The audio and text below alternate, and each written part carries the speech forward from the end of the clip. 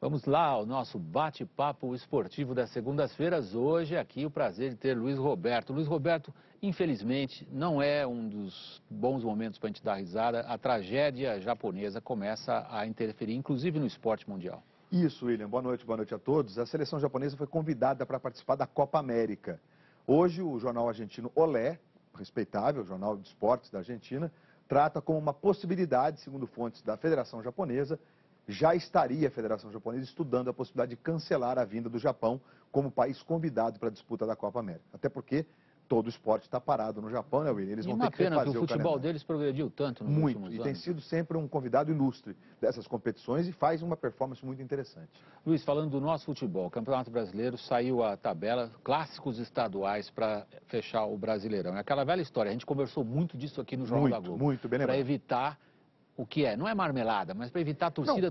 E para evitar que dirigente escale time de reserva para não ajudar o time da mesma cidade, como foi o caso do Grêmio. Em 2009, botou um time de reserva contra o Flamengo, porque o Inter podia ser campeão.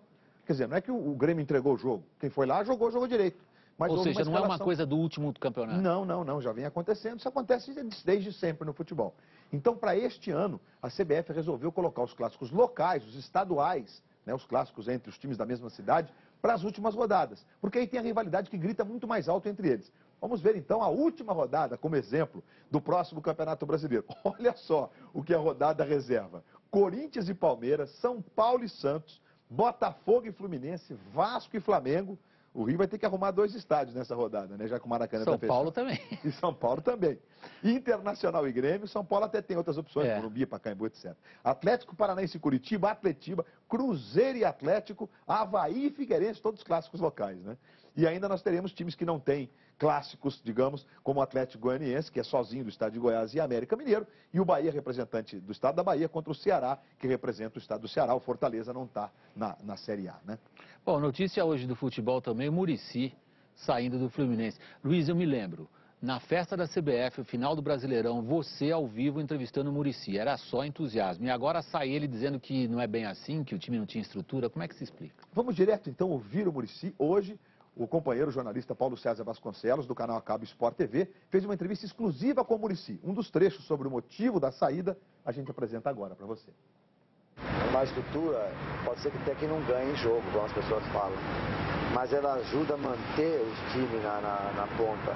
Na sequência, ajuda a manter os jogadores na ponta. Então, é isso que foi combinado, certo? E é isso que não deu certo. E eu não tenho jeito, eu preciso de lugar para trabalhar. Eu gosto de trabalhar, eu gosto de melhorar as pessoas. E eu não consegui. Então, eu estava infeliz, estava triste, eu não consigo trabalhar. Nossos jogadores se machucam o tempo todo. Perde machucado, teco machucado, pô. Por quê? Porque machuca os caras. Nosso campo machuca os caras. E Luiz, a pergunta está no ar, Luiz. Como é que foi campeão brasileiro? Pois é, não, os times que não têm, digamos, a estrutura que outros podem ter, que é o caso do Fluminense, mas são gigantes do futebol brasileiro. O Muricy mesmo disse hoje que não receberá em outro clube nenhum do Brasil o salário que a patrocinadora do Fluminense lhe paga. E assim vale para o Fred, para o Deco e outros jogadores importantes. Eu tendo a acreditar no que está dizendo o Muricy. Ele sempre foi um sujeito muito limpo naquilo que disse. Conversando com ele hoje, ele me garantiu que não vai para o Santos, que não tem essa história de sair do Fluminense para ir para o Santos. E que ele deixaria o Fluminense mesmo que o time estivesse bem na Libertadores. Isso ele também me afirmou. Então é uma situação que expõe o Fluminense, que precisa melhorar a sua estrutura, mas uma pena porque rompe-se um trabalho que, ao meu modo de ver, tinha tudo para seguir sendo vitorioso e bom para os dois. Luiz Roberto, muito obrigado. Boa noite. Boa noite, William.